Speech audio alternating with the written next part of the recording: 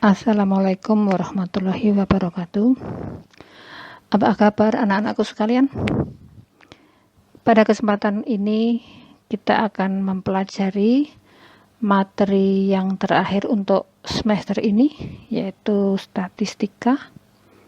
Yang akan kita pelajari adalah penyajian data. Yang pertama, kita akan mengenal apa itu data. Kata data berasal dari bahasa Inggris yang bersifat majemuk atau jamak. Bentuk tunggalnya adalah datum. Datum adalah keterangan atau informasi yang diperoleh suatu objek atau kejadian atau narasumber. Sedangkan data adalah kumpulan dari datum. Berdasarkan jenisnya, data dibedakan menjadi dua macam, yaitu data kuantitatif dan data kualitatif. Data kuantitatif adalah data yang diperoleh dari hasil pengukuran atau perhitungan yang berupa angka. Contoh, data mengenai nilai ujian. Berarti kalian harus melaksanakan ujian dulu, kemudian dinilai dan dicatat. Kemudian data berat badan, berarti berat badan kalian harus ditimbang dulu. Demikian juga tinggi badan, harus diukur dulu tinggi badannya.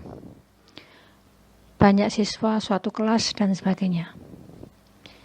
Sedangkan data kualitatif adalah data yang menggambarkan keadaan objek yang berhubungan dengan kategori dan karakteristik. Contoh, data tentang pekerjaan orang tua, data tentang tingkat kepuasan konsumen pada suatu produk atau pada suatu pelayanan publik, kemudian golongan darah, dan sebagainya. Ada 3 cara untuk mengumpulkan data, yaitu 1 dengan wawancara atau interview. Adalah cara mengumpulkan data dengan mengajukan pertanyaan secara langsung pada narasumber. Kemudian yang kedua adalah kuesioner atau angket, yaitu cara mengumpulkan data dengan mengirim daftar pertanyaan kepada narasumber. Sedangkan yang ketiga adalah observasi atau pengamatan, yaitu cara mengumpulkan data dengan mengamati objek atau kejadian. Jadi misalnya kalian ingin tahu berapa sih tinggi badan teman-temanmu satu kelas, maka berarti kan kalian langsung mengukur tinggi badan teman-teman kalian langsung ya, jadi pada objeknya.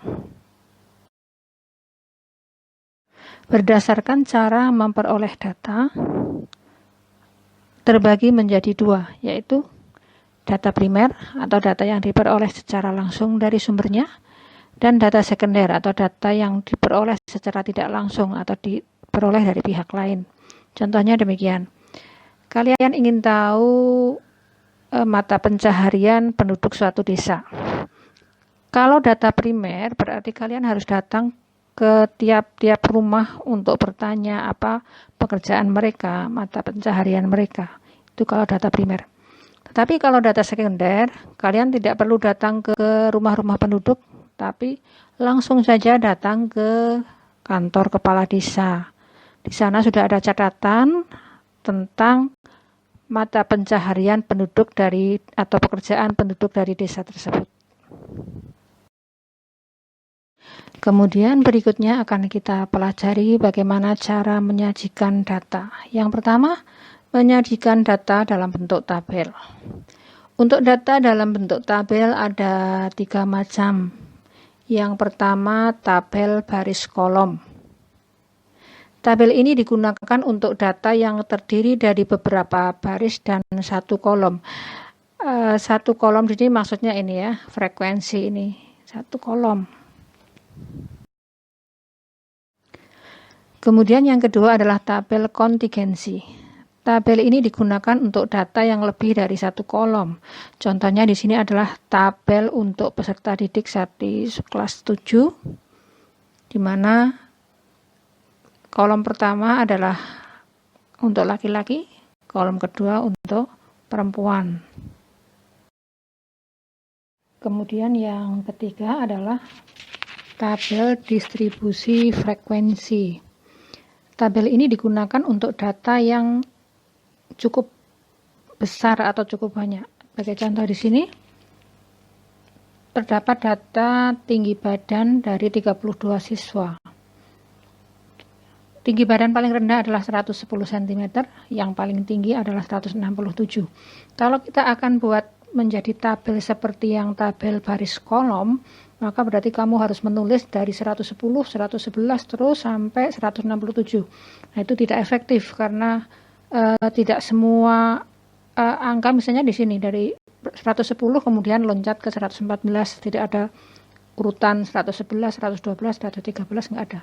Jadi tidak efektif. Maka dibuat kelompok atau interval kelas. Nah,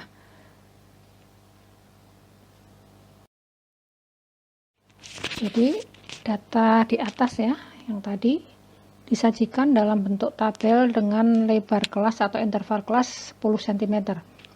Kita kelompokkan maksudnya ya. Kelompok yang pertama atau kelas interval yang pertama, siswa yang tingginya antara 110 sampai 119 cm. Dari data bisa dilihat ada 2 orang, yaitu yang tingginya 110 cm dan 114 cm. Jadi yang berada di kelas interval pertama ada 2 orang. Kemudian kelas interval kedua tinggi 120 cm sampai 129 cm. Ya, jadi selisihnya 10-10 ya, ini namanya, maka dikatakan interval kelas 10 cm. Oke, kembali.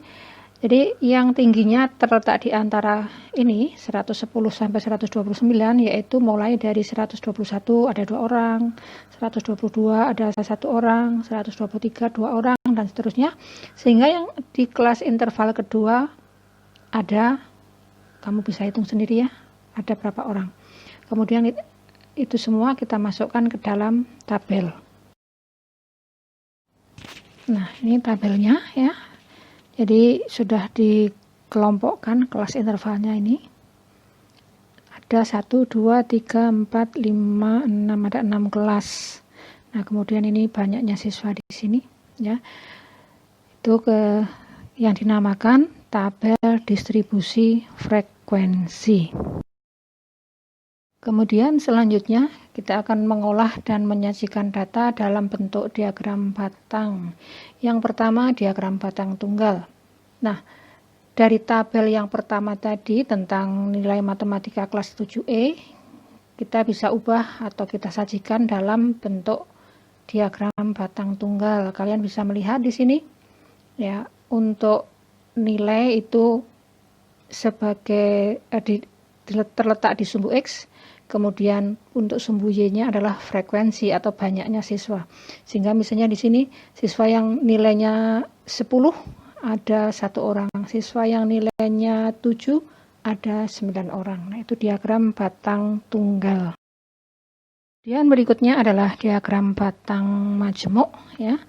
Diagram batang majemuk ini contohnya adalah tadi jumlah siswa atau peserta didik kelas 7, di mana di sini dibedakan kelas 7A, anak putranya ada 16, putrinya ada 18, kelas 7B 16 putra, 18 putri, dan seterusnya sampai kelas 7D. Jadi batangnya dibuat arsiran yang berbeda untuk menunjukkan 2 data. Yang satu yang biru itu untuk data laki-laki, untuk yang orange atau kuning ya, itu untuk data perempuan. Itu yang dinamakan diagram batang majemuk. Untuk diagram batang majemuk tidak bisa lebih dari 2, boleh juga ada 3, ada 4 ya, tergantung bentuk soalnya seperti apa. Kemudian yang berikutnya adalah mengolah dan menyajikan data dalam bentuk diagram garis. Diagram garis ini biasanya digunakan untuk data yang bersifat kontinu atau berlangsung terus-menerus. Contoh di sini adalah contoh produksi perikanan suatu daerah dalam kurun waktu 2010 sampai 2015. Di situ akan bisa dilihat produksinya apakah turun, apakah naik ya, akan lebih jelas kalau disajikan dalam bentuk diagram garis. Nah, ini ya diagramnya. Produksi ikan dari tahun 2010 sampai tahun 2015, ini tahunnya. Kemudian ini frekuensinya atau hasil yang diproduksi dalam satuan ton. Kalian bisa melihat dari grafik ini, dari tahun 2010 naik, kemudian ke tahun 2011 ke tahun 2012 naik, tapi dari 2012 ke 2013 produksinya turun ya. Jadi dengan sekilas orang langsung bisa melihat perkembangannya. Nah, contoh lain dalam kehidupan sehari-hari, mungkin kamu punya adik bayi yang setiap bulan dibawa ke posyandu, tentu punya data atau grafik yang menunjukkan berat badan anak mulai dari lahir sampai usia 5 tahun ya. Biasanya itu menggunakan diagram garis. Yang terakhir, mengolah dan menyajikan data dalam bentuk diagram lingkaran ya. Diagram lingkaran biasanya digunakan untuk menyajikan data dalam bentuk persentase. Contoh yang akan diberikan di sini adalah data dari jenis pekerjaan orang tua peserta didik di suatu kelas. Nah, ini datanya ya, jenis pekerjaannya PNS, TNI atau Polri, pegawai swasta, BUMN, pedagang, buruh, wira swasta. Frekuensinya ini, jadi dari 40 siswa yang ditanya pekerjaan orang tua, jawabannya ini. Kemudian dicari persentasenya ya, untuk PNS 12,5%, untuk pegawai swasta 15%, untuk buruh 25% dan sebagainya. Kemudian dari data tadi, untuk menggambar ke dalam diagram lingkaran ya, maka tiap jenis pekerjaan dinyatakan dulu dalam bentuk derajat, atau kita cari besar sudutnya ya, nanti akan kita cari satu persatu. Yang pertama PNS, tadi 5 orang ya, dari 40 kali 360 derajat, nanti juringnya besar sudutnya 45 derajat. TNI Polri ya, 4/40 kali 360 derajat, 36 derajat, dan seterusnya sampai terakhir nanti wira swasta.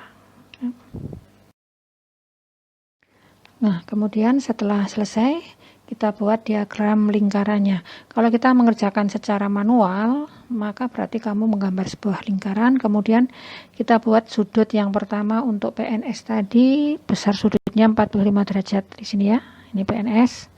Kemudian sampingnya adalah TNI Polri, besar sudutnya 36 derajat, jadi kamu gambar sudut 36 derajat. Kemudian pegawai swasta di sini ya.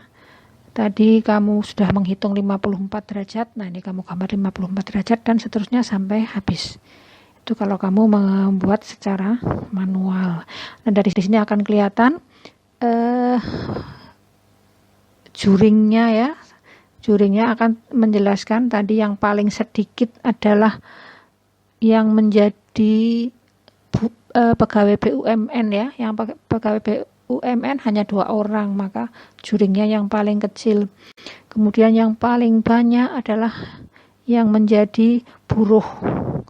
Buruh di sini 90 derajat atau 25% dari keseluruhan. Nah, demikian anak-anak yang bisa Ibu jelaskan untuk materi kita yang terakhir. Mudah-mudahan kamu paham dengan yang rangkuman yang sudah Ibu berikan, selain kamu bisa pelajari dari buku paket ya, untuk materi penyajian data. Terima kasih, selamat belajar. Assalamualaikum warahmatullahi wabarakatuh.